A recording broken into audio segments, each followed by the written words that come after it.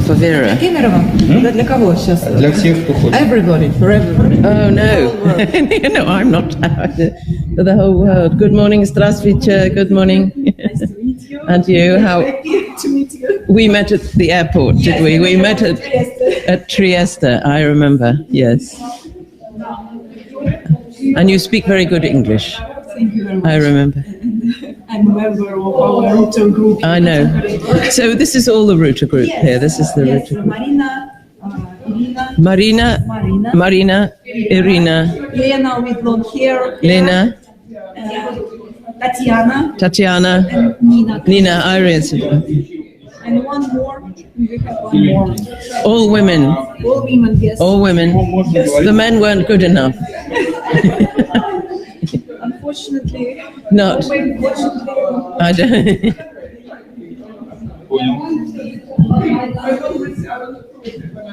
Then does it mean that in Britain it's 50-50, men and women? No, it doesn't. There are more women. There are more women. There are more women in that too.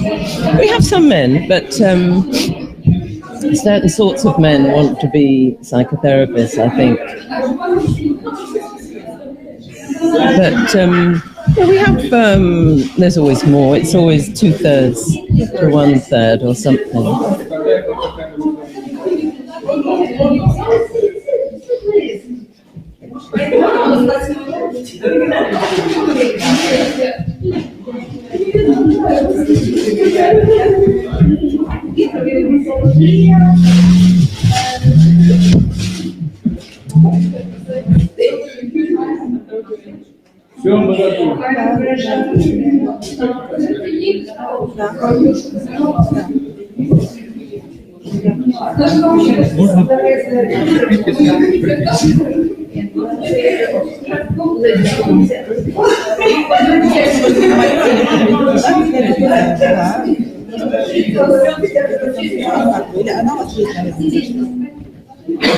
Да, переводите, да, я переведу здесь.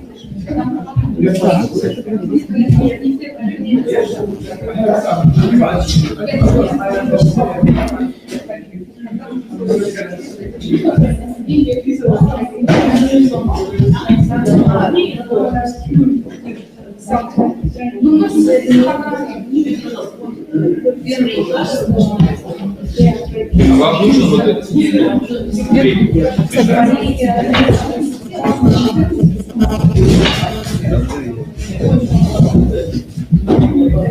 Gosh, it's so hot inside here everywhere, isn't it? And at night time it's so hot. But anyway, you're keeping well. You are good. Are you enjoying being a mother? Absolutely. It's a lot of work. I'm enjoying being the mother of the second and the third child. Not the first, why? I've got horrible problems with him, and yesterday I met Susanna Wright here. Yeah, she's here. Is she? She didn't tell us she's our friend. Now that you were here. Did you tell her we were here? Yes. So she was surprised because she knew that you were coming in the end of February, and it's not quite the end. I mean, she's a friend, you know. You have her phone number. Maybe we should speak to her. Yes, I did. So I met her yesterday. She was surprised that you were here.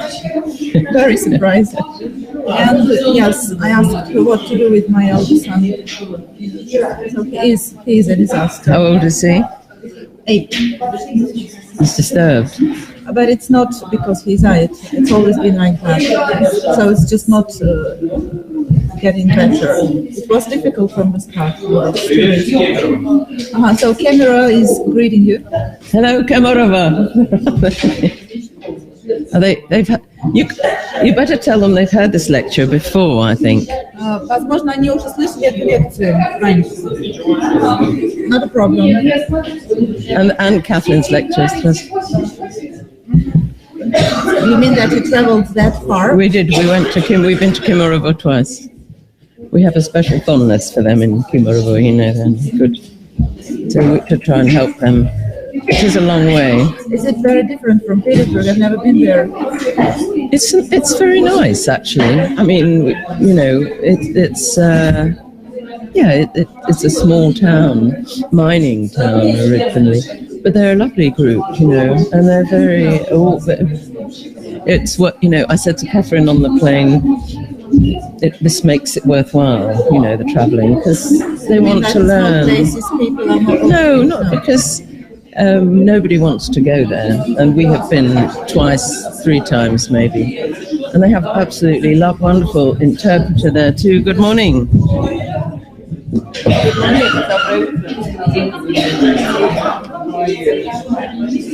All right, thank you. Good, right, away.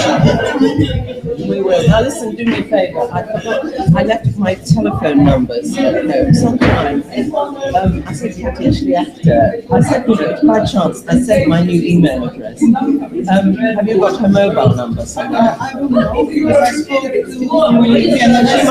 She might come and join us this evening. Will you tell her where we're going and what? Okay. Just, you know, see where he is.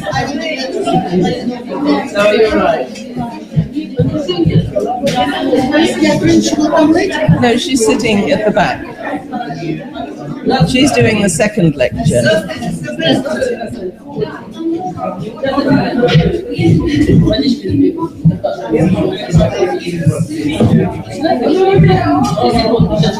Come on.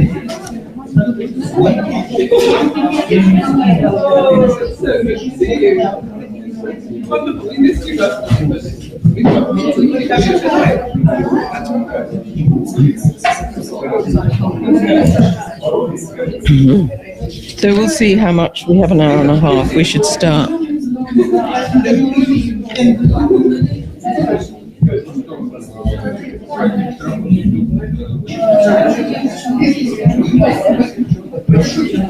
Могу еще что-то сказать? Слышно меня? Слышно? Все нормально, да? Нормально. Идем нормальный. Опять выключилось. А вот так? Пытаюсь еще раз говорить. Слышно меня? Слышно. Хорошо.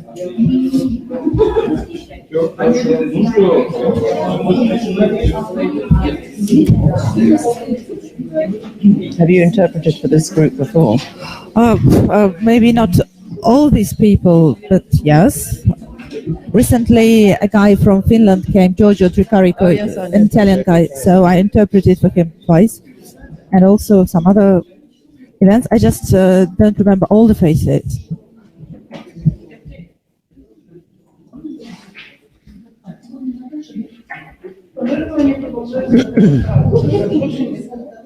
Very good. Agree with them?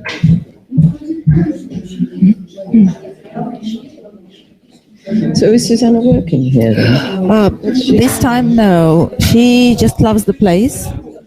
Здравствуйте. Good morning. And Thomas loves the place, and he is learning Russian. Listen, they should join. Maybe she can't. I don't know whether she should join us for dinner tonight, maybe. But I don't know whether she still has patients or anything. No, not during this visit. No patients here. Maybe will you phone her? And Okay. Tanya knows. I mean, it's So you don't know where and at what time? Tanya Rudakova will know later. That would be good. Okay. And you come too if you want to. I can't because my baby is Your baby needs yes, you. breastfeeding. Is it breastfeeding? Yeah. Okay.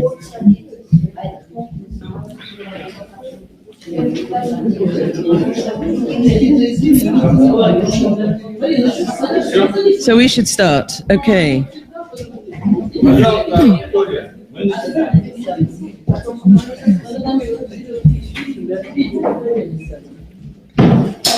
Окей. Доброе утро. Да, уважаемые коллеги, мы начинаем. Пожалуйста, тишина.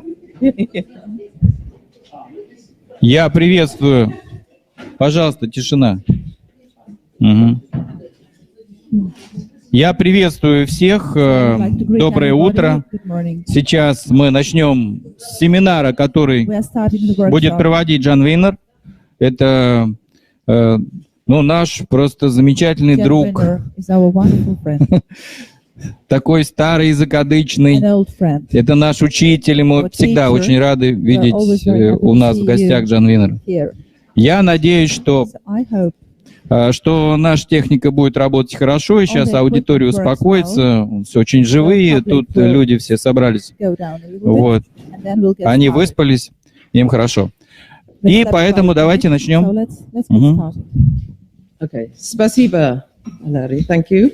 Welcome to everybody. Добро пожаловать, здравствуйте всем. And welcome to our friends in Kemerovo. И здравствуйте, наши друзья в Кемерово.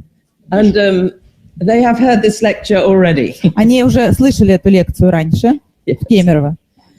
It is very nice to be here in St. Petersburg again. Очень приятно снова быть здесь, в Петербурге. I think our first visit was 20 years ago. Вы знаете, первый наш визит состоялся 20 лет назад. So, and it's welcome to the new people who are training with RSAP. Добро пожаловать всем новым студентам, которые в SAP. So you have a special place, I think. У вас особенное место здесь. As being the first group. Вы как бы первая группа. And so that's very nice for Catherine and me. Мне и Кэтрин очень приятно. So we are like the babushkas, I think. Мы как бабушки для вас. Yes. Okay. I'm going to give a talk about transference and countertransference. Сегодня я буду говорить о переносе и контрпереносе.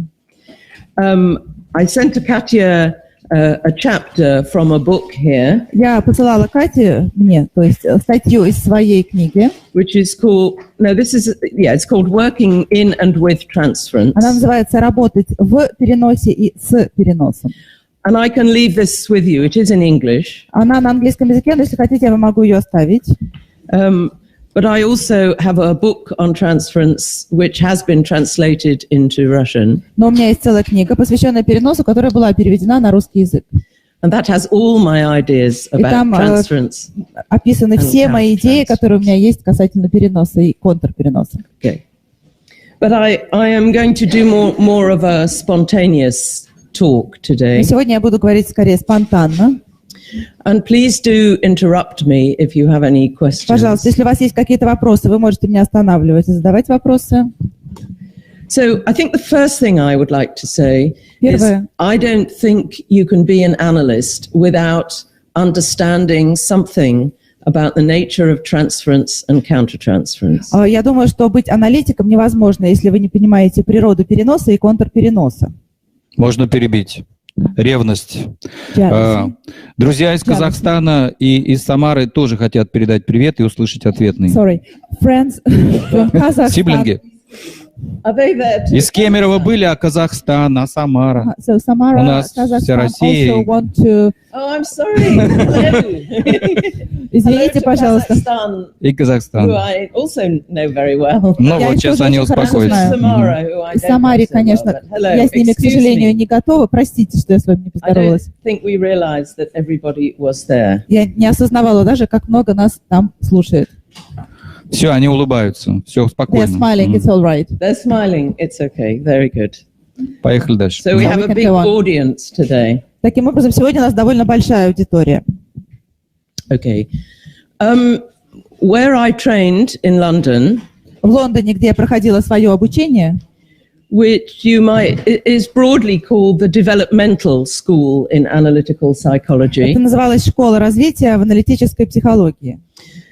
Transference was extremely important in my training. И в моем обучении перенос был чрезвычайно важен. And because there is a belief that if we understand what is going on within the analytic relationship with our patients, есть убеждение, что если мы понимаем, что происходит в аналитических взаимоотношениях между аналитиком и пациентом, that is a very important tool. Это очень важный инструмент, to gain access to the unconscious, который позволяет нам получить доступ к бессознательному. So the unconscious emerges both within our patients, but also within the therapeutic, the analytic relationship. Бессознательно оно проявляется и возникает не только в самом пациенте, но и в аналитических взаимоотношениях. But what I realized when I qualified, но когда я получила диплом, я осознала, which was a long time ago in 1989, это было в 1989 году, очень давно, was that actually working with the transference with our patients это то, что когда работаешь с пациентом и переносом, involves quite a lot of skill требуется очень много умений и навыков. and has to be approached carefully with some patients, С некоторыми пациентами нужно обращаться чрезвычайно бережно, and with other patients it's there in your face, as it were. а с другими как бы все очень очевидно, все прямо видно на лицо. So, and I think we have a problem with transference in the Jungian world. Мне кажется, что в юнгианском мире существует некая проблема в плане переноса. Because there are some analysts who you might say were a more classical Jungian analysts, Потому что есть аналитики, которые скорее относятся к более классическим юнгианским аналитикам. who work more with dreams, with images, Они работают больше со снами, с образами, with the development of a symbolic capacity. с развитием символической способности. And there are other analysts who are more interested in what goes on in the here and now of the relationship every session. Есть другие аналитики, подход развития. Их больше интересует, что происходит именно здесь и сейчас в каждой конкретной сессии. So, I mean, I'm making quite crude distinctions, first of all. То есть я сначала вот это основное, ключевое разделение вам показываю. But classical Jungians are more interested in the internal world of their patient, А классических аналитиков больше интересует внутренний мир пациентов, whereas perhaps developmental Jungians are more interested in what happens within relationships. а подход развития скорее больше занимается тем, что происходит внутри взаимоотношений. Now, in the end, both of these are important. Но что я хочу сказать, оба подхода чрезвычайно важны. And I think to train as a Jungian analyst, you need to know how to work with dreams, И если вы учитесь на юнгианских аналитиков, вы должны знать и как работать со снами, with symbols, и с символами, with whatever information emerges from the unconscious. с любой информацией, которая приходит к нам из бессознательного. But the kind of attachment your patients make to you in the consulting room is also really important. Но та привязанность, которая развивается у пациента к вам, как к аналитику в консультационной комнате, также очень важна. So one of the skills, I think, of an analyst И один из важных навыков и умений аналитика is to be able to attend to different things at the same time. – это умение видеть и работать сразу с разными вещами в одно и то же время. So you're attending to the content of what your patients bring, То есть вы внимательны к тому содержимому, которое принес пациент, and you're attending to the feeling in the room. и вы внимательно воспринимаете те чувства, которые присутствуют в кабинете. Which might be how your patients are treating you. Это может быть, например, то, как к вам относится или с вами обращается ваш пациент. It might be to do with all sorts of bodily reactions. Это могут быть телесные реакции. It might be to do with how attached they become to you or not. Либо это может быть то, насколько это связано с вами или не связано. Okay, would anyone like to define transference for me? Хочет ли кто-нибудь мне дать определение переноса? Что такое перенос? What is this thing called transference? Что это за вещь такая, перенос? This is a seminar. Это семинар, So rather than a formal а lecture. не формальная лекция. So Так would что anyone like to risk? хочет ли кто-нибудь рискнуть? How would we define transference? Как мы можем определить это понятие? Everybody's shy. Все застенчивы. All right. Okay, I'll do the work then. Хорошо, тогда я поработаю. Yes. So transference, most importantly, is an unconscious process to begin with. Начнем с того, что перенос – это прежде всего бессознательный процесс. It is, Jung used the German word Übertragung, Юнг использовал немецкое слово «Übertragung». and he talked about the unconscious projection from something from the patient into the analyst. Он говорил о бессознательных проекциях, которые пациент совершает на аналитика. And I think transference happens all the time in all our relationships.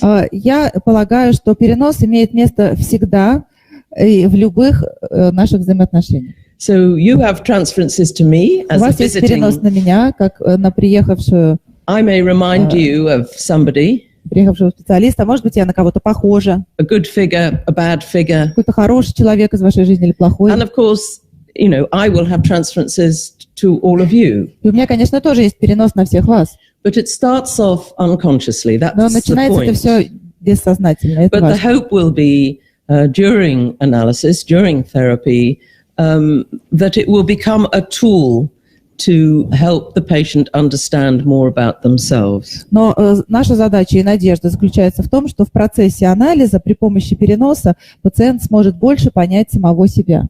Можно? Немножко запаздывает просто, это Казахстан. Елена из Казахстана пишет, что Елена перенос – из это Казахстана. чувство клиента, That's right. который у него появляется в терапии, напоминающие чувства к его значимым лицам. So the lady from Kazakhstan is writing that transference, it's the answer to your question, means all the feelings that the patient has towards the analyst, because the patient thinks that the analyst resembles some significant figure from his past or... Yes, his past or his present. That's Да, right. значимая фигура из прошлого или из настоящего, все верно. Yeah. So those are the common. That's right. Thank you. Спасибо большое. Those are the common transference projections. Да, это такие обычные переносные проекции. But let me give you an example. I had supper with a friend last week, not a patient, a Я сейчас friend. приведу пример. Буквально на прошлой неделе у меня был ужин с подругой, And when I was driving home after dinner, и когда я ехала домой обратно на машине, I realized I felt very anxious suddenly. я вдруг почувствовала, что почему-то тревожусь. And when I thought about it, I thought, this is not my anxiety. И я подумала, нет, наверное, это все-таки не моя тревожность. Unconsciously, I have received within myself the projection of anxiety from my friend who was То есть anxious. бессознательно я приняла в себя тревожность подруги, с которой обедала. And I think that's one of the issues if we work with transference Это и есть то, что происходит, когда мы работаем с переносом and и с countertransference, контрпереносом. is what is me and what is them. Нужно понять, где я, а где они. What belongs to my patient Что принадлежит моему пациенту, and what belongs to me. что принадлежит мне. And that is the skill, I think, that has to develop during training И именно это умение мы должны развивать в процессе обучения. and forever, really. И на самом деле не Forever. только в процессе обучения, но и всегда. And yeah. So I think there are different kinds of transferences. Я полагаю, что существует несколько разных видов переноса. There's obviously a positive transference, Безусловно, бывает позитивный перенос. which is an easier one to work with, Это тот, с которым работать легче, конечно. but not when it becomes too positive, when it becomes an idealized Но, конечно же, не в transference. том случае, когда становится он чересчур позитивным и имеет место идеализация. Because I usually think if a patient has an idealized transference to me, there is always its opposite. Потому что если у пациента возникает идеализация меня, я помню о том, что всегда Somewhere. существует где-то полная противоположность. There is a negative transference, which is always uncomfortable to work with, I think. Есть также, конечно же, негативный перенос, с которым работать уже не так приятно. But I think one of the tasks of qualifying as an analyst Но одна из задач, когда учишься на аналитика, is to be able to manage the negative transference это приобрести способность работать с негативным переносом without retaliating. и при этом не сдаваться. That's the important thing. Это очень важно. So I think we have to be well enough analyzed ourselves Это означает, что мы сами должны быть уже хорошо проанализированы, to be able to manage our patients' very angry feelings with us. чтобы мы могли справиться с очень негативными чувствами пациента, направленными на нас. And sometimes with negative transferences in the consulting room, that's when you need a supervisor. И когда вы встречаетесь в консультационной комнате с негативным переносом, это тот самый случай, когда вам требуется супервизия. But that is very important ethically, that we can cope with whatever our patients bring us Но это очень важно с этической точки зрения. Мы можем справиться со всем, что приносит нам пациент, и при этом мы его не покидаем. And trying not to get angry, though. И стараемся не злиться на него. Sometimes I get angry. It's not possible never to get angry. Хотя, конечно же, я тоже злюсь. Невозможно никогда не злиться. So there's a positive transference, there's a negative transference. Итак, есть позитивный и негативный перенос. There is what I call a more psychotic kind of transference. Но есть также то, что я называю психотичным переносом. Or even a delusional transference. Delusional.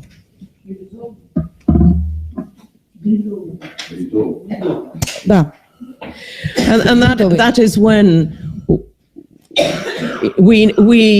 the patient is no longer able to make a distinction between who we are as the analyst, когда пациент уже не может понять, кто мы такой, как аналитик, and the objects in their internal world. И мы уже являемся каким-то объектом из их внутреннего мира.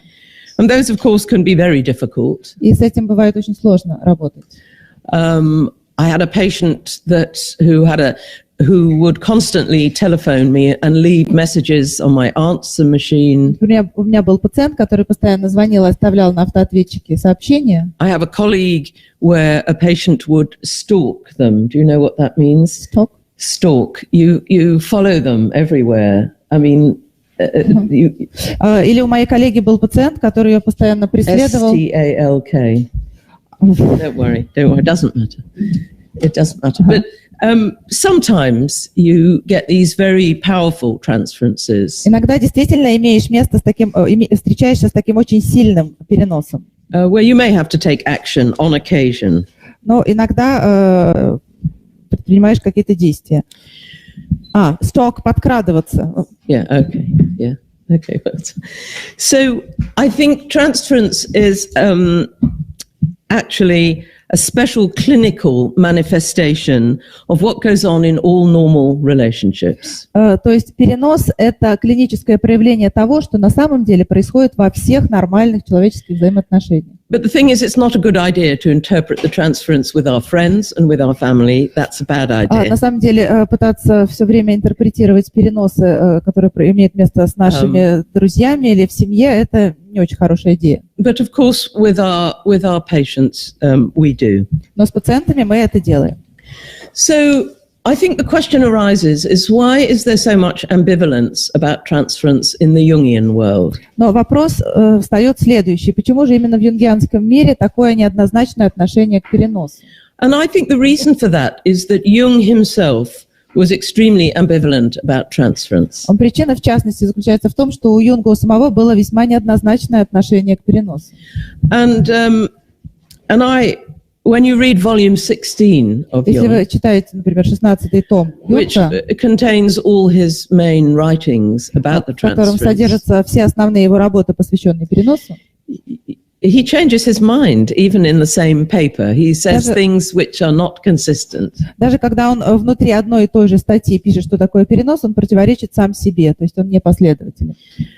And so, for example, например, there's a quote here есть where he цитата, says, где он говорит: I am personally always glad when there is only a mild transference or when it is practically unnoticeable. Лично я всегда рад, когда перенос очень такой нежный и мягкий и практически незаметный. And then he goes on to say, far less claims are then made on me as a person. То есть он не проецируется именно на меня как на человека. And one can be satisfied with other therapeutically effective factors. И можно быть довольным какими-то другими психотерапевтическими факторами.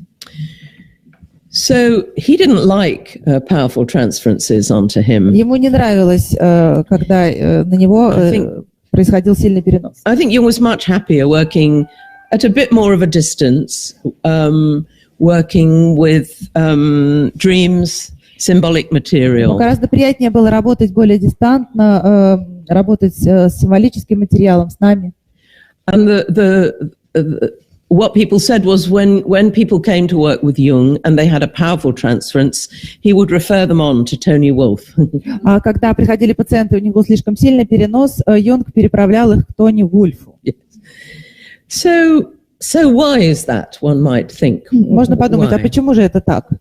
I think the first reason, there are two prime reasons for that, I think. The first one is that it concerns Jung's relationship with Freud. Причин для этого может быть несколько, две основные. Первая связана с отношениями между Юнгом и Фрейдом. You know, because there is a statement from Jung that says transference is the alpha and omega of analysis. Например, Юнг говорит, что перенос – это альфа и омега анализа. And of course, Freud was very interested in transference. Фрейд тоже очень интересовался переносом. And especially in the infantile transference. Особенно перенос младенцев. Where feelings, unconscious feelings from early life are projected into the analyst. Когда ранние чувства, которые были у ребенка, проецируются на аналитика. And of course, in 2012, their relationship ended. And I think Jung then decided he wasn't going to be interested in transference anymore because that was Freud's area. Why 2012? 1912, sorry, not 2012, thank you. В 1912 году, когда отношения между Юнгом и Фрейдом испортились, Юнг решил немножечко отойти от темы переноса. So I think that's the first reason Jung was ambivalent about transference. Причина, по которой у Юнга было двойственное отношение к переносу. And the second one, I think, was to do with Sabine Spielrein. Вторая причина – это Сабина Шпильрейн. As I'm sure you all know, Sabine Spielrein was Jung's first analytic patient. Я думаю, что вы все знаете, что Сабина Шпильрейн была первой аналитической пациенткой Юнга. And she developed what I think we would call today an erotic transference. И у нее случилось то, что сейчас мы называем эротический перенос.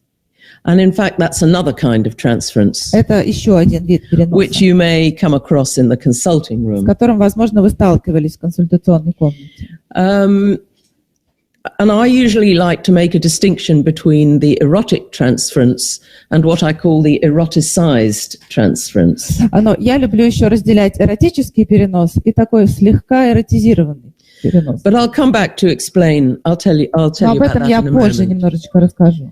But I think, as you all know, Sabine Spielrein developed a very hot attachment to Jung. Но вы, наверное, знаете, что у Сабины Шпильрейн было очень страстное отношение к Юнгу. And I don't know whether they did or they didn't actually have an affair or not. Я не знаю, на самом деле, были у них интимные отношения или же их не было. But nevertheless, I think Jung got his fingers burned. Но, тем не менее, он слегка обжегся. So I don't think Jung understood about the transference at that stage. Мне кажется, что на той стадии Юнг еще не понимал, что такое перенос. And indeed, why should he? Да и с чего бы ему понимать? But you might say, in modern language, Jung became caught in an erotic countertransference. Но на самом деле сейчас, пользуясь современным языком, мы бы сказали, что он попал в эротический контрперенос. And he didn't realize, he didn't know how to deal with this very powerful transference that Sabine Spielrein, or the very powerful attachment that Sabine Spielrein had to Jung. В тот момент еще не знал, как вести себя и как обращаться с этим сильным эротическим переносом, который имелся у Сабины Шпильрейн. So, if you read the Jung-Freud letters written by William Maguire, edited by William Maguire. Уильям Магуайр издал переписку Фрейда и Юнга. Если вы почитаете эту переписку, you will see that this happened in the spring of 1909. Это было весной 1909 года. And that Jung did turn to Freud for supervision about Sabine Spielrein. Юнг обратился к Фрейду за супервизией по поводу Сабины. And I think Jung realized later that he'd got caught up in something. Я думаю, что уже позже Юнг осознал, что он попался. But I think this may have affected his whole attitude to transference, this first experience. Но, возможно, вот этот первый опыт, который у него был, повлиял на все дальнейшее отношение к переносу в целом. And I think Jung was more vulnerable to women than Freud. И мне кажется, что Юнг, он был более уязвим перед лицом женщин, нежели Фрейд. You know, women were attracted to Jung. Потому что женщин тянуло к Юнгу. And of course, the other thing that's important to say is that patients came from all over the world to see Jung. И важно также еще другое сказать, что к Юнгу пациенты приезжали со всего света. And often for only very short periods of time. И иногда на очень коротенькое время. 6 weeks. Например, на 6 недель и все.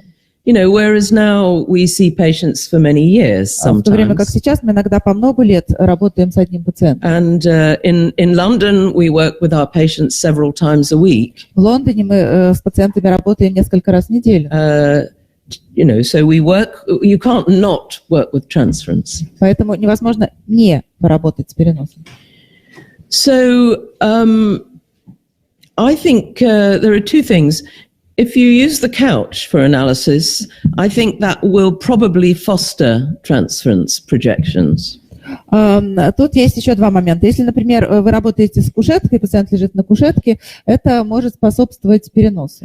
And probably the more frequently you see your patients, the more that will facilitate the development of the transference. Также, если вы чем чаще вы видите пациента, тем больше вероятность, что возникнет перенос. Это способствует переносу.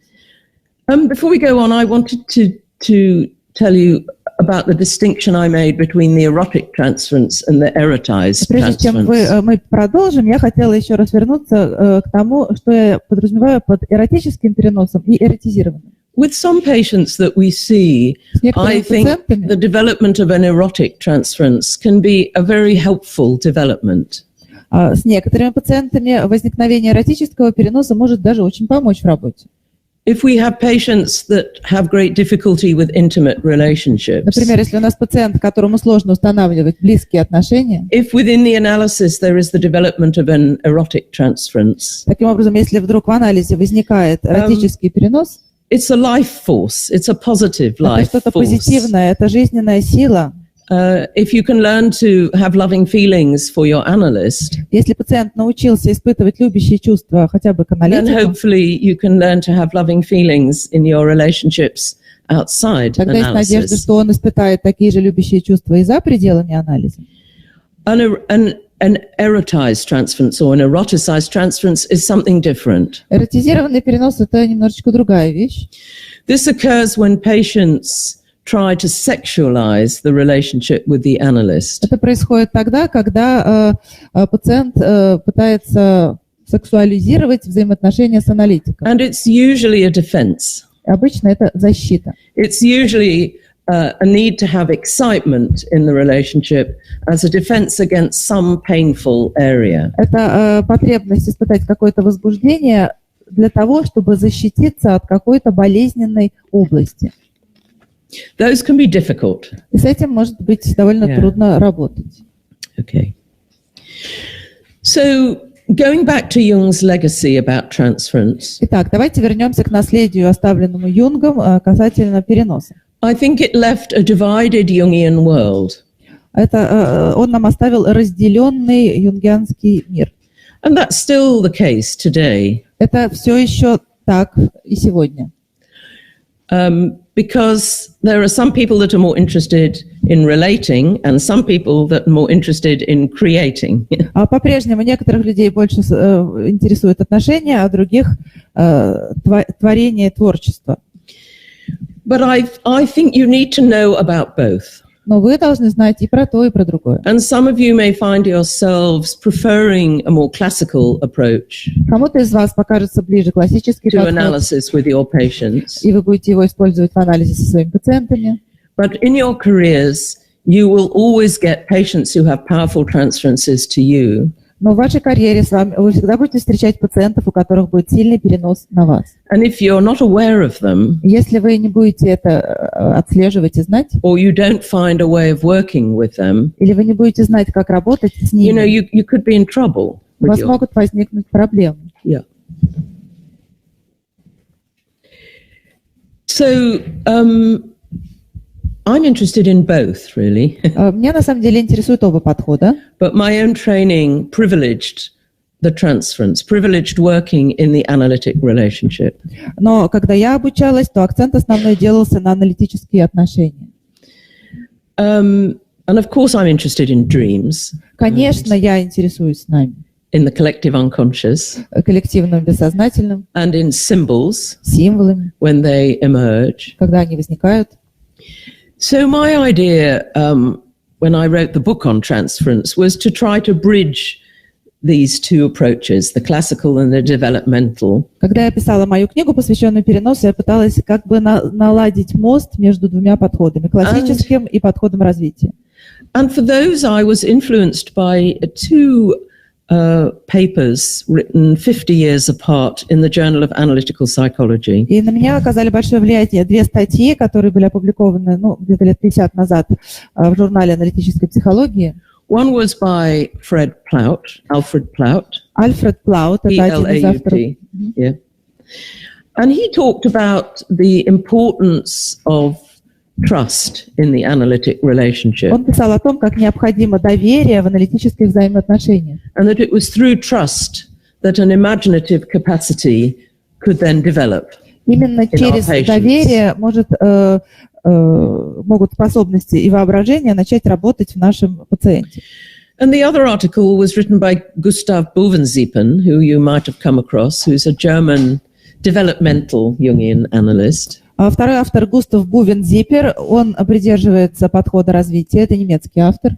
And he said that the development of a symbolic capacity in our patients Он писал, что развитие символической способности в наших пациентах is dependent on a capacity to relate. Зависит от его способности поддерживать отношения.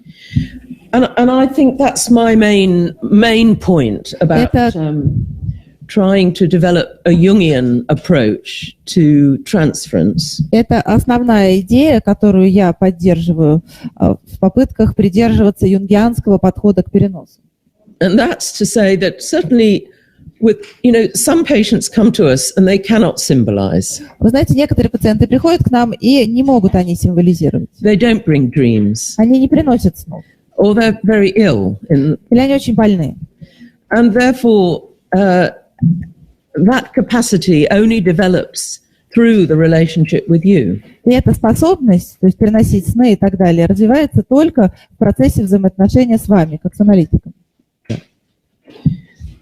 So, ultimately, it seems to me a good Jungian analyst has to pay attention to the development of a symbolic capacity and the capacity of our patients to relate to us, to feel attached to us. Одним словом, хороший аналитик, он всегда понимает, что очень важно, чтобы у пациента развивалась способность символизировать и чтобы он был способен поддерживать отношения. Okay.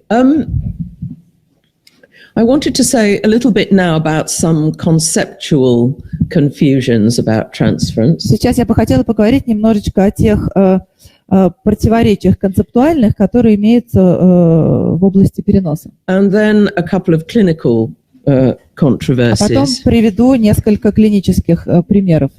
And then I want to give you a clinical example. Вот сейчас как раз. To help you understand from one of my own patients what I'm talking about. Я приведу примеры своей личной практики, расскажу о своем собственном пациенте, чтобы вы поняли, что я имею в виду.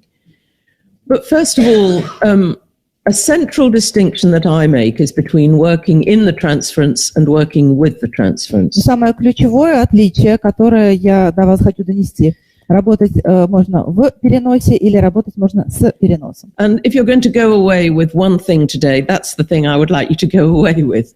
И если вы уйдете с одной этой вещью, хорошо.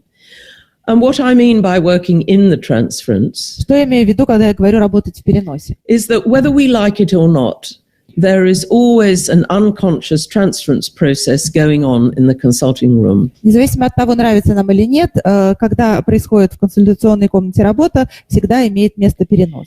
And in parallel with that, we always have unconscious countertransferences to our patients. И всегда также имеется бессознательный контрперенос на пациента.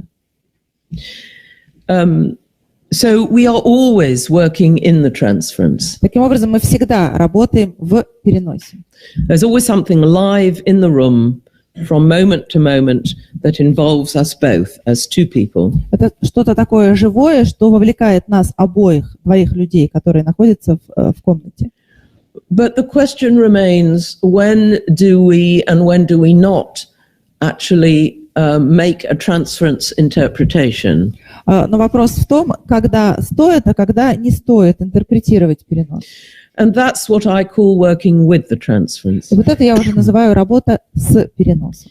And those are the times, and what I mean by making a transference interpretation might be, you are attacking me all the time today. I think I might remind you of your critical father or something. Итак, что я подразумеваю, когда я говорю интерпретировать? Например, можем сказать пациенту: вы сегодня на меня все время как-то нападаете. Может быть, я вам напоминаю вашего критикующего отца? That's one example. Это просто один из примеров. Those are the easier ones. Есть более простые примеры. Supposing a bit like my friend at dinner, supposing I'm sitting with my patient and suddenly I feel very depressed. Как я уже сегодня говорила, помните пример с подругой, с которой я ужинала, у меня возникла тревога. Вот я сижу с пациентом и вдруг чувствую депрессию. First of all, I might think, well, is this my depression or does this belong to something coming from my patient? Первое, что я подумаю, так, это моя депрессия или это что-то, что пришло ко мне от пациента? But I'm thinking that this is an example of my depressive feeling is my countertransference. Но мои депрессивные чувства – это мой контрперенос. And the countertransference is my response to my patient's transference. А контрперенос – это моя реакция на перенос пациента. So, for example, it may be the case that my patient is feeling depressed. То есть, возможно, дело в том, что мой пациент чувствует депрессию, but not really in touch with it. Но не осознает этого. So I might, if I suddenly start to feel depressed, и поэтому, если я вдруг неожиданно почувствовала депрессию, я, возможно, make a different kind of transference interpretation, сделаю другую интерпретацию, which would be to say, I think you're letting me know unconsciously that you're feeling depressed today. Возможно, я скажу так: вы бессознательно даете мне понять, что сегодня вы чувствуете себя немножко подавленно. And I may be able to add something to that. Может быть, я даже что-то еще добавлю к этой фразе. So, for example, supposing the previous session had been really difficult between us, Предположим, если предыдущая сессия между мной и пациентом была сложной, that I might say, тогда я, может I быть, think you're скажу: feeling depressed today because you and I had a very difficult session last например, week. я думаю, что сегодня вы подавлены, потому что на прошлой неделе у нас с вами была сложная сессия. So that distinction is really important. То есть очень важно различать работу с и в. Is to be aware of the transference, but also know when is the right moment to make an interpretation, to work with the transference. То есть нужно не только осознавать наличие переноса, но и чувствовать, когда стоит его And интерпретировать. that's the skill. И это и есть мастерство. And because I think there are some patients, especially those who have defenses against intimacy, С некоторыми пациентами, особенно с теми, у которых есть защита против близости, where if you make a transference interpretation, they will feel intruded on. Если с такими пациентами позволишь себе интерпретацию, у него возникнет ощущение, что это вторжение. But of course, there are other people for whom the transference is alive immediately, from the first moment. А с другими пациентами, с другими людьми перенос – это то, что включается мгновенно. And if you don't interpret it, И если это не проинтерпретировать, or you ignore it, или проигнорировать, or you feel frightened of it, или если вдруг вы испугаетесь этого, then they will learn to hide it. тогда они, пациенты, научатся скрывать это. Yeah. Okay.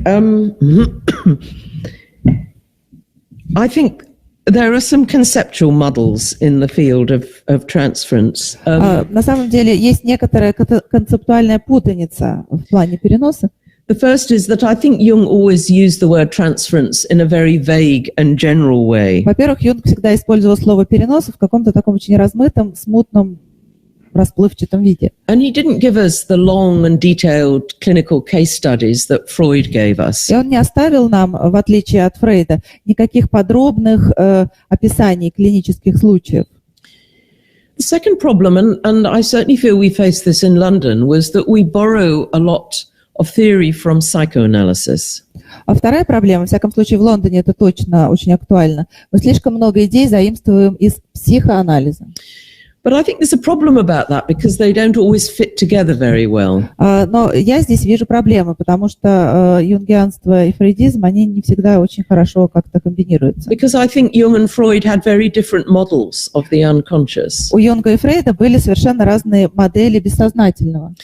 I always think of Freud's model as being a sort of horizontal model. А модель Фрейда горизонтальна. And where Freud was interested in new editions of old conflicts. Фрейда интересовала как бы новая редакция старого конфликта. And the return of the repressed. И возвращение подавленного. So in the transference, these new editions of old conflicts would appear. По Фрейду, когда имеет место перенос, то происходит новая редакция старого содержимого. And I think Freud had in a certain way, a much less deep model of the unconscious. И в определенном смысле у Фрейда гораздо менее глубокая модель переноса и бессознательного. Whereas I always think of Jung's model as being more a vertical kind of model. А у Юнга скорее вертикальная модель.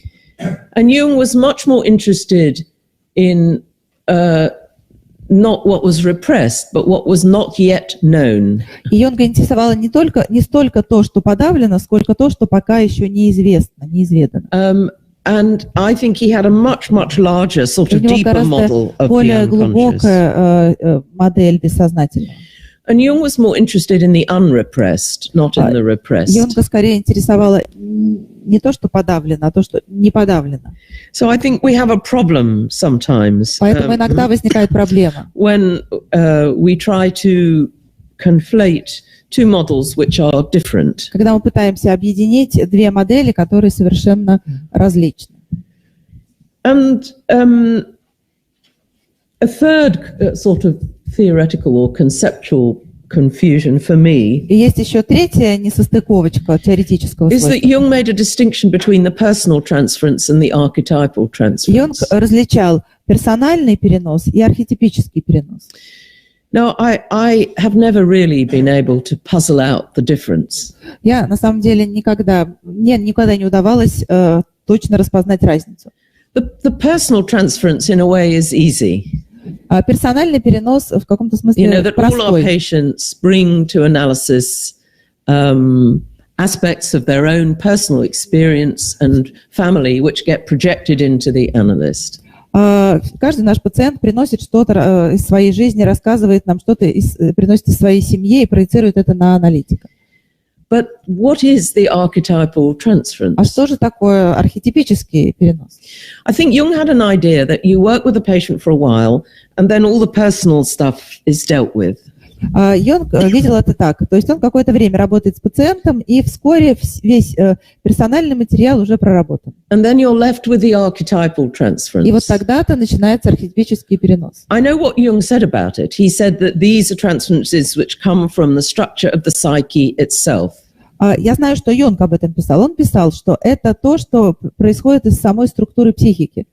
So maybe one might say we all have the potential to have a maternal transference. У нас у всех есть потенциал развить материнский перенос. You know, because everybody has an experience of a mother. Потому что у всех так или иначе была мама.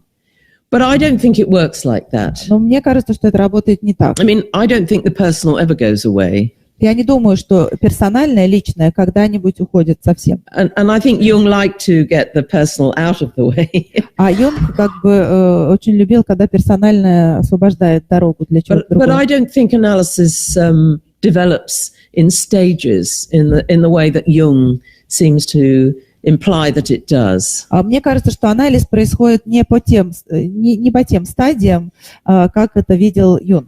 I mean, hopefully our patients will feel better. Я надеюсь, что, конечно, с течением времени все наши пациенты будут чувствовать себя лучше. Hopefully they will know themselves and understand themselves better. Они будут знать и понимать себя лучше.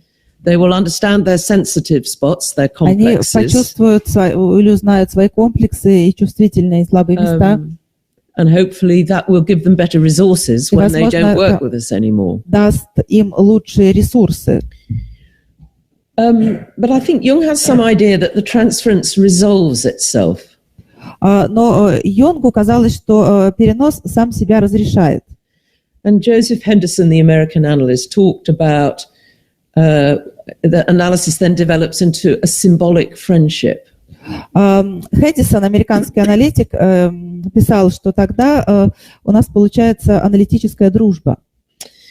But I don't think the transference to your analyst ever goes away. Your analyst is always your analyst, even after the analysis is finished. Но мне кажется, что аналитик, даже когда анализ закончился, все равно всегда останется аналитиком. And maybe that's why we have to. Catherine will be talking about frame and boundaries.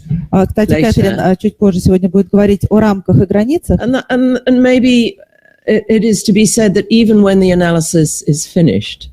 Поэтому, на самом деле, даже если анализ уже завершен, both analyst and patient have to be sensitive и аналитик, и пациент должны очень аккуратно относиться the transference is never fully resolved. Обращаться с тем фактом, что перенос на самом деле никогда не разрешается до конца.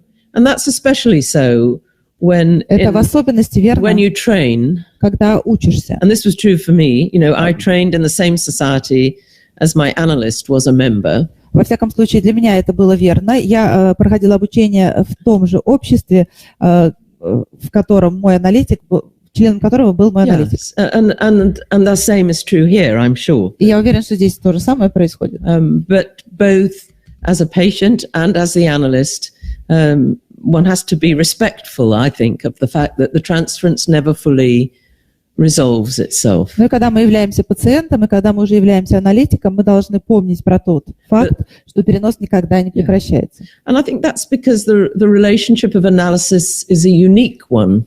Дело в том, что отношение анализа – это уникальное отношение. It's very intense. Это очень интенсивное отношение. Positively and negatively. И позитивно, и негативно. And it's different to any other relationship that you might have. Это не похоже ни на какие другие отношения, которые у вас могут быть в жизни. So anyway, that's just a point. The other thing, just to talk about very briefly, еще одна вещь, которую я кратенько хотела бы упомянуть. Jung's main work on the transference was the Rosarium Philosophorum in volume 16. В томе 16 содержится Rosarium Philosophorum. Which is, you know, это основная работа Юнга, посвященная переносу. He looked at the development of a series of woodcuts from там он рассказывает 15th century о каких-то зарубках 15 века. That was Jung's metaphor for the transference. Это метафоры, которые он использует для описания And he did say it was an experimental one. Это экспериментальная вещь была. When I was training, I loathed it. I hated it when I was training. Both loved and hated. I didn't like it. No love. Когда я училась, я ненавидела эту вещь. I didn't find it clinically useful. Я считала, что с клинической точки зрения она бесполезна. But I've read it quite a lot over я the много last читала, years. Перечитывала эту работу последние годы. And I've come to be really interested in it now and very respectful of it. И теперь я ею заинтересовалась и испытываю к ней большое уважение. But is it about transference? Но про перенос ли она? Or is it about individuation? Или про индивидуацию? Is it really a metaphor for transference? И действительно ли это является метафорой переноса? Anyway, I'm going to leave that as an open question. Я оставлю это в виде открытого вопроса. Right. A couple of words about clinical controversies in the field of transference. Теперь немножечко о клинических противоречиях в области переноса. I think In London, we're very influenced, or we were very influenced by some Kleinian psychology. Мне кажется, в Лондоне мы находимся под большим влиянием, или, по крайней мере, были под большим влиянием Кляйн. And there was a paper by somebody called Betty Joseph called Transference, the Total Situation. Transference, the total situation. Была статья Бетти Джозефи, перенос, вся ситуация.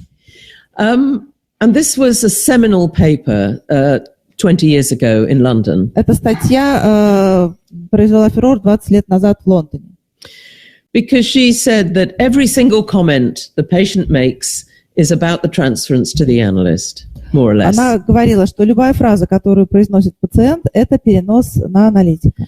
And that only if you are working with the here and now of the transference all the time are you doing proper analysis. И вы проделываете хороший, качественный анализ только в том случае, если вы работаете здесь и сейчас вот с этим переносом. Now, I don't agree with that. Я с этим не согласна. And otherwise, the danger is a number of things. В противном случае у нас есть следующая опасность. As the analyst, you are then listening for transference, and you're not listening to the patient. Тогда как аналитик вы все время слушаете и выискиваете перенос и не слушаете самого пациента. And the fact is, not everything is transference. На самом деле не все в этой жизни перенос. And that again comes back to the skill. И опять мы возвращаемся к навыку, к умению. For you, when you trainees are being supervised, то есть, когда вы учитесь и проходите супервизии. I mean, when I was training, I knew that if I hadn't mentioned a transference interpretation after 25 minutes, когда я проходила обучение, я знала, что если на супервизии через 25 минут я еще ни разу не проговорила про интерпретацию переноса, my supervisor would say, and what about the transference? Мой супервизор обязательно скажет, а перенос-то где?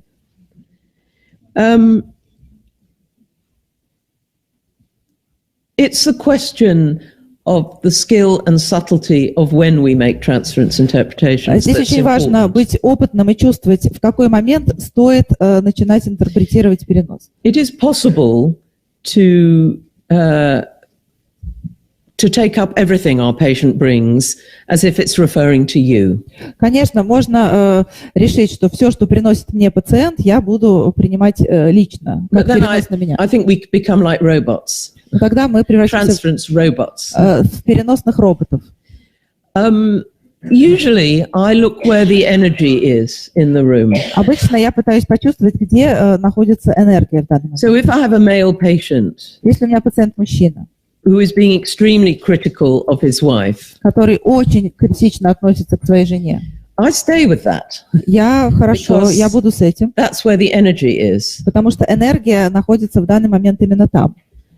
Now, I may feel suddenly that actually he's not really talking about his wife, he's talking about me. Да, в какой-то момент я могу почувствовать, что вообще-то он уже говорит не о своей жене, а обо мне. And if I genuinely feel that in Если my я действительно истинно чувствую, по-настоящему чувствую это в контрпереносе, I would take that up. Тогда я подниму эту тему. But mainly, но главным образом, the patient has a transference to his wife.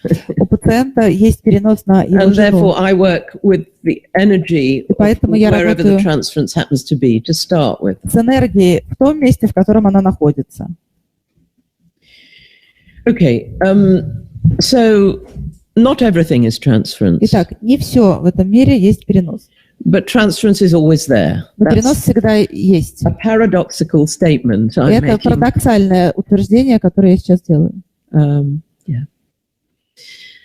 And I think maybe I need to say a word about countertransference. А возможно, стоит пару слов сказать и про контрперенос.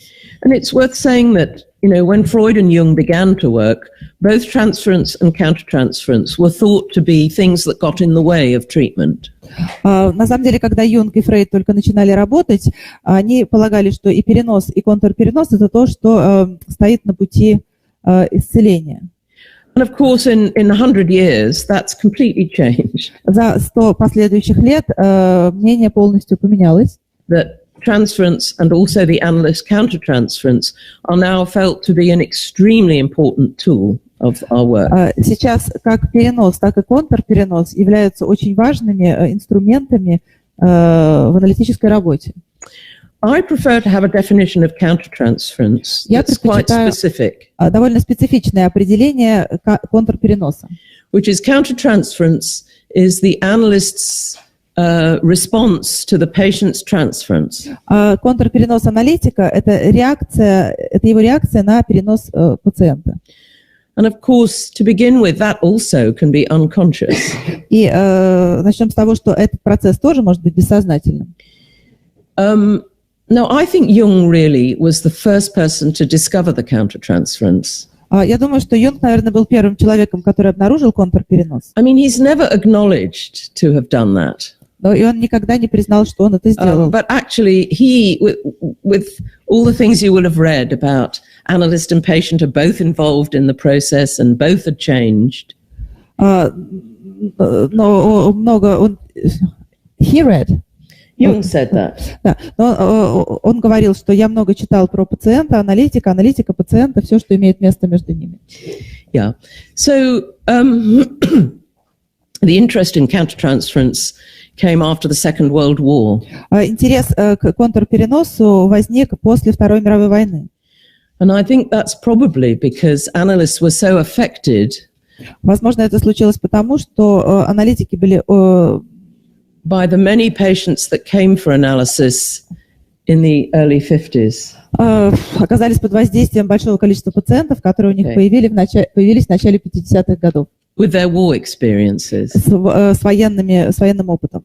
And that's when psychoanalysts like Margaret Little all started to write about countertransference. Именно тогда аналитики, такие как, например, Маргарет Литтл, начали писать про контрперенос. Paula Hyman too. Paula Hyman. Yeah.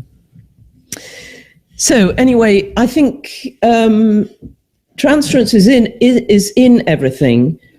Итак, перенос, он есть во всем, но... But it's not the most important thing to take up all the time. Но это не самая важная вещь, про которую стоит помнить все время и непрерывно.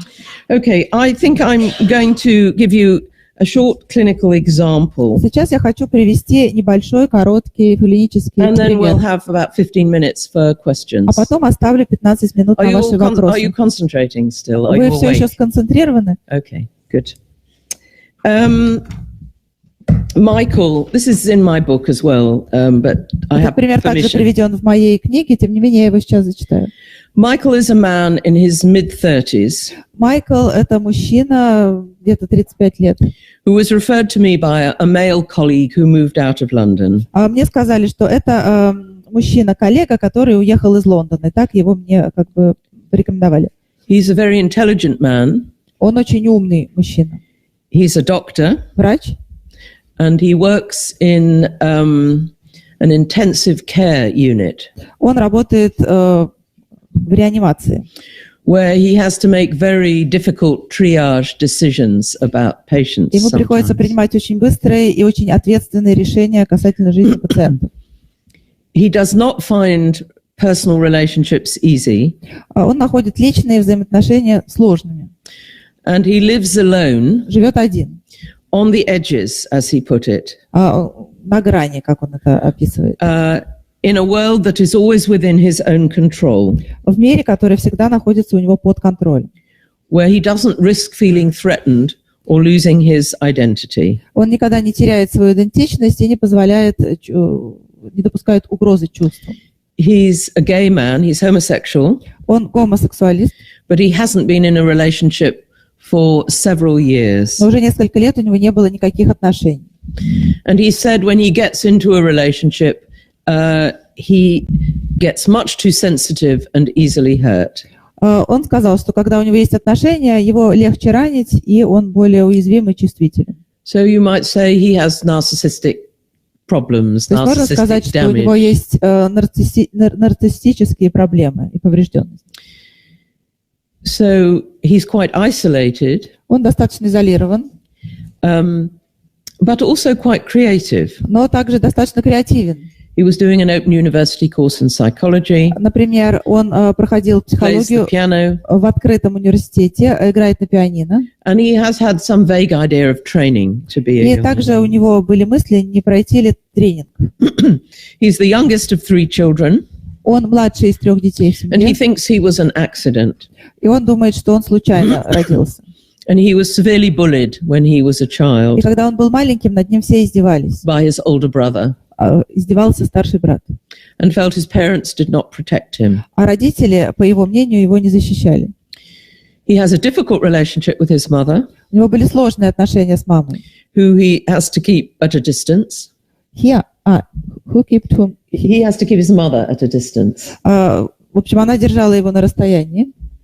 So I was alert at the beginning that То есть я с самого he's начала coming from a male analyst to a female analyst. поняла, что он пришел от аналитика мужчины к аналитику женщины. Would I be kept out? И будет ли он меня тоже отстранять или нет? But he had a very close relationship with his father, У него были очень близкие отношения с папой. who had died a few years previously. Он умер несколько лет до того, как он ко мне пришел. And his father had a shed at the bottom of the garden У папы был какой-то сарайчик в углу сада, where he used to make things and do woodwork and где он create что-нибудь things. создавал, творил, из дерева вырезал. And I think this is a bit like my patient.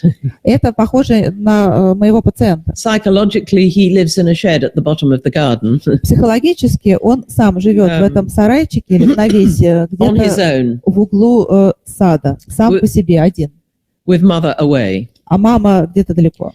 So this was his idea of a parental couple too, То есть это было его представление о родительской паре. who couldn't be creative together. Они не могут быть креативными вместе.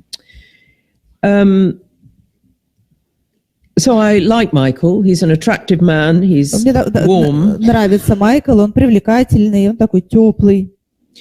And he would seem to be imaginative during his sessions. Мне казалось, что у него довольно богатое воображение. But I often experienced them, as Warren Coleman has said, more like an imaginary retreat.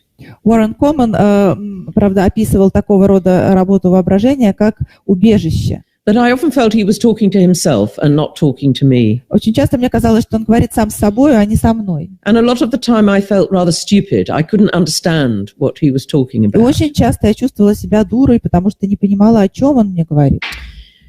And I felt that it would be wrong to make premature transference interpretations. И я думала, что преждевременно не стоит делать никаких интерпретаций переносных. Because this was a man that had enormous problems with intimacy. Потому что это был человек с огромными проблемами с близостью. And I needed to be very cautious and careful about the transference in the beginning. И мне в самом начале терапии нужно было быть очень осторожной с вопросами близости и переносов. And he would say to me, well, we don't have a relationship. This is not a Он мне relationship. всегда говорил, у нас нет никаких отношений, это же не You know, отношения. I just come and talk and you Я say the прихожу. odd thing. Я прихожу, говорю, а вы тоже чего-то мне говорите. And he seemed to have moved from his previous analyst Он перешел ко мне от to me. предыдущего аналитика ко мне, as if from one very impersonal relationship to another impersonal как бы relationship. из одних совершенно безличных отношений он перешел в другие безличные отношения. So what do I do as И his analyst? что же я могла сделать как его аналитик? It's a dilemma. Это была дилемма. Do I leave him alone to do it all himself? Оставить его в покое, чтобы он делал работу сам, And then I have to bear being the one who's left at the edge а мне тогда нужно выносить вот это положение, когда я нахожусь на in the краю, interest of his greater emotional comfort? для того, чтобы у него был комфорт. Or do I try to relate to him more? Или попытаться ли мне с ним наладить отношения? I did try saying, I think you're talking to yourself and not to me. Я пробовала, я говорила, мне кажется, вы разговариваете с самим собой, а не со And he мной. understood that. И, наконец, он понял. And that was a transference interpretation, I think. Это была интерпретация переноса, я думаю. But it did gradually change. Но постепенно все поменялось. And I found myself moving from a silent recognition of the transference dynamics between us И вместо того, чтобы просто молча наблюдать за динамикой переноса в наших взаимоотношениях, to a position where I could work more actively with the я уже transference. смогла более активно работать с переносом. And let me describe a little part of a session. Сейчас я опишу вам небольшой кусочек сессии. He comes into my consulting room and tells me that he wants to take some time off work. Он пришел в кабинет и сказал, что ему нужен небольшой перерыв. Now, I could have thought of that as saying, well, is he telling me he wants to stop his analysis? Я подумала, интересно, он мне But I говорит, didn't think that's what he was saying. пытается ли он тем самым сказать, что он хочет, чтобы анализ прекратился? Мне кажется, нет. That's not what I felt. That В was not всяком my случае, candidate. мое ощущение было, что это что-то другое. He thinks he's been doing too much and people are putting upon him. Он делает слишком много, люди на него давят. He wants to have time to clear out his flat. Ему нужно прибраться в своей квартире. He thinks he may give up his office, Может быть, он даже забросит офис. considering that he'll be able to manage all the administrative duties from the hospital. И, может быть, он сможет разобраться со всеми административными обязанностями, которые у него есть в больнице. He tells me the evening before his session, he's been playing the piano at home. Он сказал, что вечером накануне сессии он сидел дома, играл на пианино. He tells me for the first time that he has an electric piano И впервые он упомянул, что это электрическое пианино. that has a recording device Но там есть специальное записывающее устройство. so that he can listen back to what he has played. И потом он может прослушать то, что он сыграл. He tells me this means he does not need a teacher.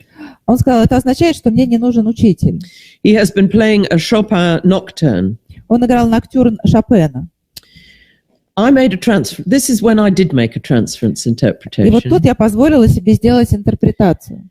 I said that I think he is letting me know once again that he is perfectly capable of looking after himself and that he doesn't need a teacher analyst.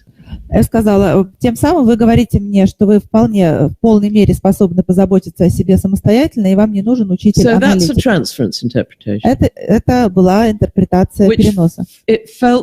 I felt mindful to make it at that moment. И мне в тот момент казалось, что я должна это сделать. Then he says, I think I'm changing my views about analysis. Он сказал, мне кажется, мое мнение относительно анализа поменялось. I used to think it was just about coming to sessions and saying what was on my mind, Я думал, что это просто приходить на сессию и говорить, что у меня на уме. with the analyst making occasional impersonal interpretations. А аналитик время от времени делает совершенно такие безличные, отстраненные интерпретации. Then he says, I now realize that that's a load of rubbish. А теперь я понимаю, что это все чушь. And why didn't somebody tell me it was also about relating? Почему мне никто раньше не сказал, что это означает отношения? He assumed that everybody thought like he did. Он полагает, что все думали так, как думал он. And I said, no, they don't. Я сказала, нет, это не так. And I said, maybe he had needed to discover that analysis was about a relationship for himself. Я сказала, может быть, вам нужно было наконец обнаружить, что анализ — это взаимоотношения. And I felt pleased, Мне было приятно, as if somehow we'd moved into a more personal place in the потому что, analysis. наконец, он продвинулся в какое-то более личное пространство. He then talked about a television program he had seen the evening before. Потом он рассказал про какую-то телепередачу, которую он накануне вечером смотрел. It was about Queen Elizabeth I. Это было про королеву Елизавету I. He tells me that from her costume in the program, И по ее костюму в программе he now has in his mind an image of a piece of lace. Он вспоминает кусочек кружев, He describes the lace to me, и он описывает мне это кружево. and I find myself making my own image А у меня from his возникает description. мой собственный образ из его описания. And for the first time in the И analysis, впервые за весь наш анализ, which had been going on for nearly a year, который продолжался перед этим почти we год, begin to play with this image. мы начали как бы играть с этим образом. He was more spontaneous and open, Он был более открытым и спонтанным, and I felt much more engaged. а я чувствовала себя гораздо более вовлеченной в процесс. And then I make an interpretation, И потом я проинтерпретировала. which is partly a transference interpretation. Это была частичная интерпретация переноса. I say that this lace seems to have a double function. Мне кажется, это кружево несет двойную функцию. It is a linking image in itself, Во-первых, Piece of это lace. уже соединительный элемент сам and it по себе. is also making a connection between him and me at the moment. Кроме того, в данный момент это элемент, который сейчас объединяет вас и меня. And then he says that the lace is very delicate and beautifully made. А он говорит, кружево очень нежное и очень красиво сделано. And then suddenly he said, now I want to throw it away. И вдруг он говорит, я хочу его выбросить. I thought of my mother, Я подумала о моей матери. Elizabeth, Елизавета. Bet. Елизавета. Betty. Elizabeth Betty, that's my mother's name. Это имя моей матери. So I remark that the image of the beautiful piece of lace Я ему сказала, что образ вот этого красивого кусочка кружева, has allowed us to begin to play, который позволил нам с ним начать seems играть, quickly to have turned into a dangerous web очень быстро превратился в опасную паутину, that could trap him. которая может схватить его. And so he has to get rid of it by throwing it И ему away. нужно избавиться от нее как можно быстрее, выкинув ее. And thereby pushing me away. И таким образом ему нужно еще и меня отодвинуть.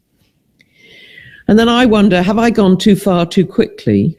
И потом я подумала, может быть, я пошла быстро и слишком далеко. And how easily for Michael И как легко для Майкла a shared space can become a claustrophobic space. пространство, которое ты с кем-то делишь, превращается в источник клаустрофобии. And then I think to myself, although I don't say it to him, that Elizabeth I had an extremely straight-laced persona. А я подумала, я этого не сказала ему, но подумала про себя. Елизавета I имела очень такую сдержанную персону, всю зашнурованную и. But she was also capable of great emotional passion. Но при этом она была способна на сильную эмоциональную страсть. And also she could get pretty cross. И она могла быть очень сердита. And she could execute her И lovers. могла казнить тех, кого любит. But I felt that was an example of both working in the transference and working with the transference. Но это пример того, как работать в переносе и с переносом. And I had been very patient with this patient С этим пациентом я была очень for a терпелива year. целый год. And I allowed myself to bear И я позволила себе not doing терпеть, much really. позволяла себе ничего не делать особенного. But I trusted Я in a доверилась Jungian way в юнгианском смысле. that something would emerge. Доверилась тому, что что-то само произойдет. That that he would know that I could bear not to intrude on him. Он должен знать, что я могу вынести вот это состояние, когда я не вторгаюсь и не вмешиваюсь. And so it, of course, was a negative mother transference. Конечно, там был негативный материнский перенос. And if I could not push in, if I could leave him, И если я знала, что если я смогу его оставить в покое и не вмешиваться, не very давить, tentatively, he would come towards тогда me. потихонечку он начнет приближаться ко мне. Okay. Итак, I hope I've managed to interest you in я the надеюсь, что subject мне of the удалось transference вас заинтересовать темой переноса, and to think about it in your work и что вы будете думать об этом в своей and not to be работе, frightened of it, и не будете actually, бояться этого. and to be sensitive to the different kinds of Вы будете transferences чувствовать разные типы переносов from your patients. в ваших пациентах.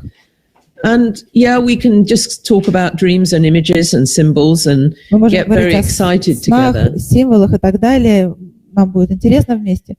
But the kind of attachments our patients make to us Но та привязанность, которая возникает у пациентов к нам, give very important information to their Дает нам- internal worlds дает очень важную информацию, ключик к их and of внутреннему how you миру. can learn to work sensitively with those, I И think. вы должны научиться очень чувствительно и чутко работать с этим. Okay. Итак, As usual, I've talked too long, too как much. обычно, я говорила слишком Well, долго we have a few и minutes слишком for много. У нас осталось discussion, несколько минут на дискуссию questions. и вопросы. Yeah. Я бы хотела спросить, от чего может защищать So I'd like to ask you, Я бы хотела задать следующий вопрос. От чего может защищать эротизированный перенос? so eroticized transference, what can it protect you От from? каких болезненных областей, From what например? painful areas, eroticized, the one you mentioned.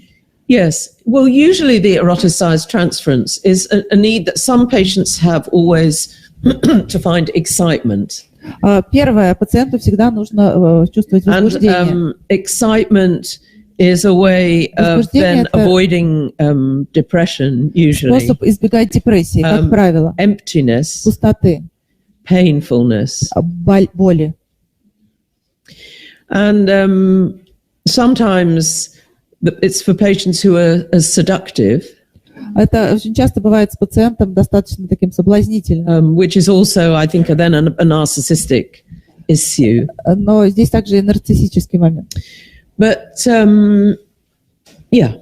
And I think sometimes if there is an eroticized Я transference, думаю, что иногда, когда имеется эротизированный перенос, if there is a wish to sexualize the relationship with если the analyst, есть желание сексуализировать отношения с аналитиком, it can be, of course, a wish to defeat the analyst somehow. возможно, это желание как бы победить, A wish to make нанести поражение a wish аналитику, to make the analyst feel as uncomfortable as чтобы sometimes аналитик they must чувствовал do. себя так же некомфортно и неуютно, как иногда чувствует себя пациент.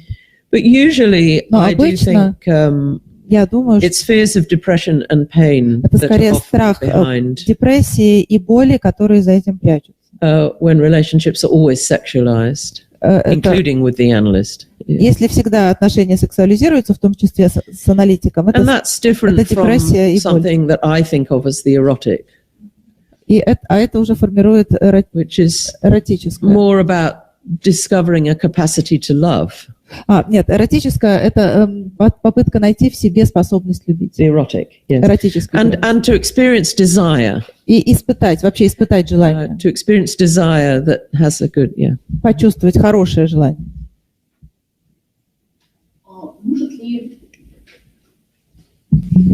Может ли эротизированный перенос быть связан с травмой абьюза?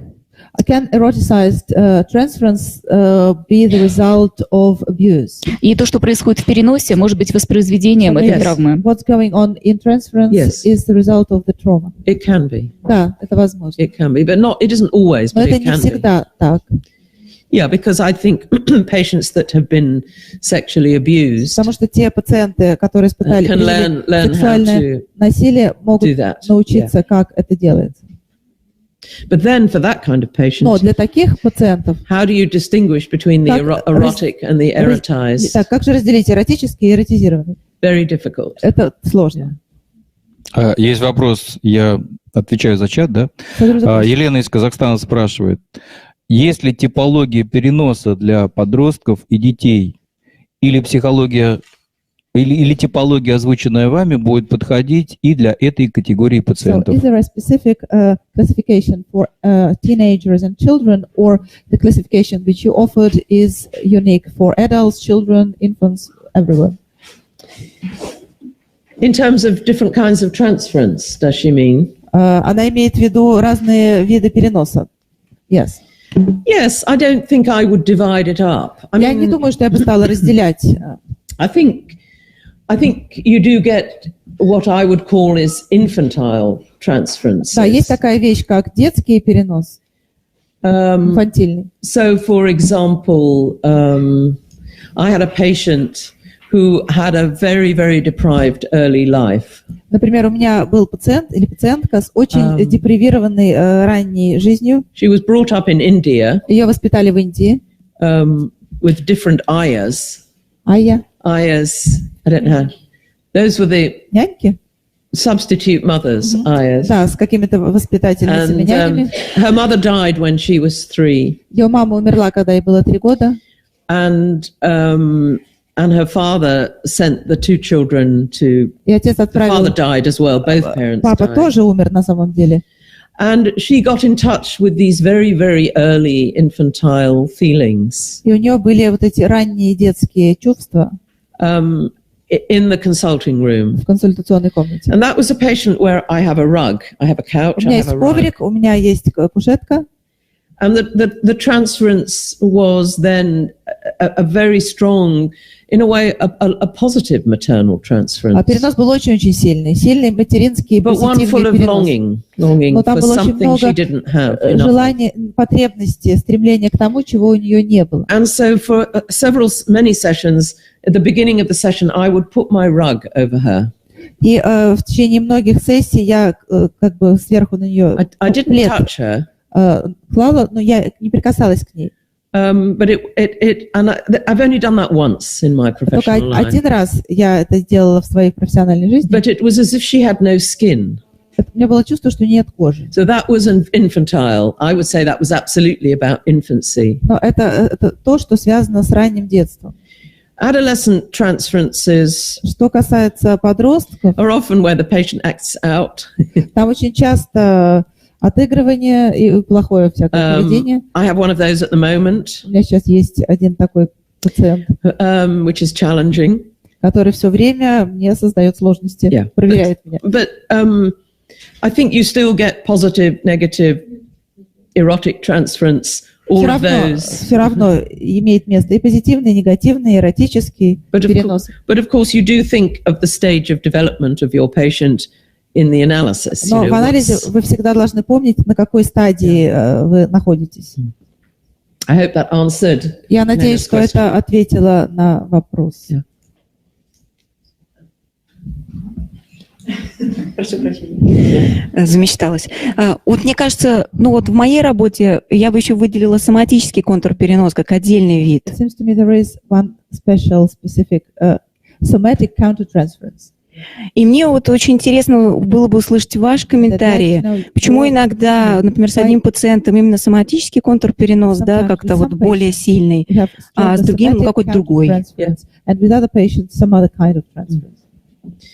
Absolutely, yes. Thank you. Совершенно верно, да. Спасибо большое, что вы об этом упомянули. Это очень важно. I mean,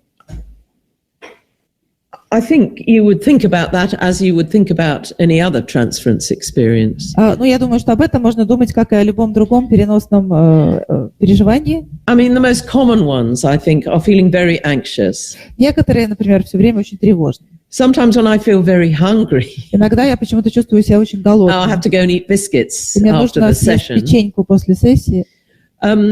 A difficult one is when you get, a very common one is when you get sleepy. Очень такая общая вещь, когда чувствуешь сильную сонливость. And then I think you really have to say, well, look, am I tired? И Am тогда I нужно спросить overworking? себя, может быть, я устала или слишком много работаю, перерабатываю. Is the patient trying to send me to sleep? Или пациент нарочно пытается меня усыпить. Or am I repeating something? Или я что-то повторяю. I have one patient that I get sleepy with. У меня есть пациентка, с которой я все время засыпаю. And it is exactly what I don't need to do with this patient. Это именно то, что мне ни в коем случае не стоит делать именно This с was a этой very пациенткой. neglected child. Это ребенок, которым пренебрегали, на которого не обращали внимания. And with a mad father, Сумасшедший папа. a bipolar father, very ill father. Очень он был болен. And when I get sleepy with her in a И session, когда я чувствую сонливость, it's like I feel terrible because I have to я себя reenact чувствую a bad просто part of her ужасно, childhood. потому что я как бы отыгрываю или повторяю плохую часть из ее You know, that детства. I'm not. If you're sleepy, you're not listening properly. Потому что когда аналитик сонный, он не слушает должным образом. So I think that's the body is very important Тело – это очень важный counter-transference instrument. контрпереносный инструмент. Есть вопрос из чата. Самара. Самара. Инна Лепильна. Вопрос. Когда пациент другого пола, и вы испытываете эротизированный перенос, что помогает вам держать границы? So when the patient has the different gender and there is eroticized transference, what helps you to hold the boundaries? Well, I think Catherine will have something to say about that. Я думаю, об этом, наверное, Кэтрин будет говорить в своей лекции. But there are always going to be patients who challenge the boundaries. Всегда есть пациенты, которые как бы нападают на границы. I mean, I always hold the session times. Я всегда четко соблюдаю время сессии. And with patients that push at the boundaries, Но есть пациенты, которые как бы атакуют границы. I sometimes don't agree to change session times. И иногда я вот с ними не соглашаюсь и не меняю время сессии. I think eroticized transferences, well, they're difficult to deal with. They're difficult, first Да, of с all. эротизированным переносом, во-первых, трудно работать. Yeah. I mean, when you can, I try to interpret it, of course. Безусловно, когда это происходит, я могу это интерпретировать. I supervise somebody that has a patient that Я супервизировала аналитика, там был used пациент, to который break things in the room, все время ломал предметы в want to комнате touch him, или хотел потрогать аналитика. and it was a very subtle to work out, was this an erotic transference or was this an erotized transference? И было трудно понять, это эротический или эротизированный перенос. And this was a very, very good analyst. Аналитик был при этом очень хороший. A man who is very ethical, whose boundaries are Человек very clear. очень этический, чьи границы абсолютно четкие. And he decided for a period of time to give her one of his sweaters. И он решил, что он на какое-то время даст ей один из своих Only свитеров during a session во to время hold. сессии, чтобы она держала его. Because he did feel that they had reached a very it wasn't just defensive, they had reached a very Это не была primitive. просто защита, они достигли какого-то примитивного, чего-то примитивного. But I would urge you to be very cautious Но я сказала, что он должен быть очень осторожным about what I call actions in analysis. С тем, что я называю действия в анализе. And sometimes, in certain cases, they are appropriate. Иногда в некоторых случаях это уместно. But it's better to discuss it in supervision Но first. лучше, прежде чем что-то сделать, обсудить это на супервизии.